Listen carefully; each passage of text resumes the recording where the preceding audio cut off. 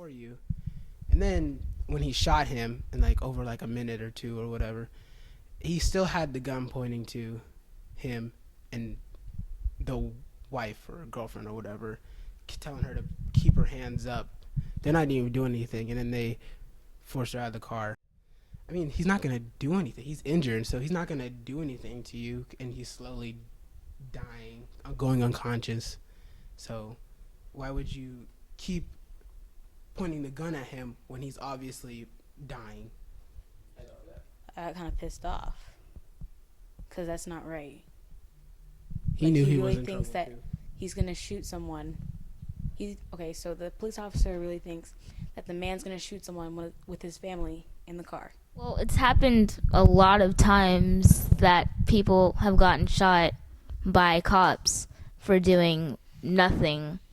So it would make sense for someone to be afraid of a cop just seeing them, because even if they are perfectly innocent, the cops have a fear of them because they just do, because we're displayed like this and we have a bad image.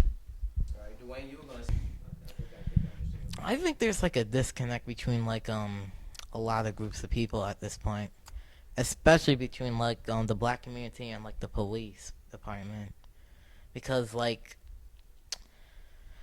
we talked the other day about like police training and how they're trained to like prepare for every type of situation. So I guess it's like comes from that training and how they're like fearful for their lives and for their partner. So I guess we should have to like try and find a way to like rebuild that relationship so that way these crimes don't happen again. Well, that's a very profound. I mean, 40 years old, have a pop beer belly, and you're a cop. I mean, you're not able to run as fast as everybody else. I mean, hey, you might do something stupid because you don't want to lose a case or something like that, or an arrest. So I'm just saying, like, if you're gonna apply for this job, know what the job entails. That means you have the power to, well, you shouldn't, but you have the power, to take someone's life, basically, because it's been happening over and over again. So you should just know what you're doing, and know what you're gonna get into, because there are consequences to be paid for, regardless of the fact of what you do.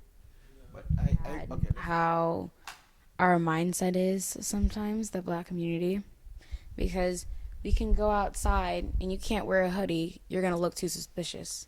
You can't walk too fast in a store. You can't walk too fast outside of a store. Someone's going to think you're stealing. You can't yell because, people are going to be like, oh my gosh, they might be crazy. Let's go away from them. Let's go on the other side of the street. So you can't look suspicious. I mean, it takes two to have a conversation, so that means both sides. So the people and the law enforcement need to be having these conversations and talking, having these, how you host a seminar, actually have the police department there, actually have them say something, actually have them speak to the community, but, more organized and more, to a purpose where it's like we're solving things instead of talking about things, because the more we talk about things, people get frustrated, people get angry, and then that's when the tension happens. We're here to break the tension instead of tighten it up. 23.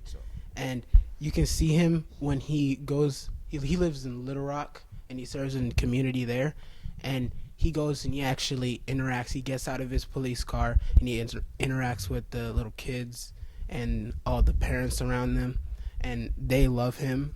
Like, when his car rolls up, all the kids are running down the street to come say hi and like, what's up and all that stuff. They're unless they're just psychotic, something made them that way, and I think that was fear.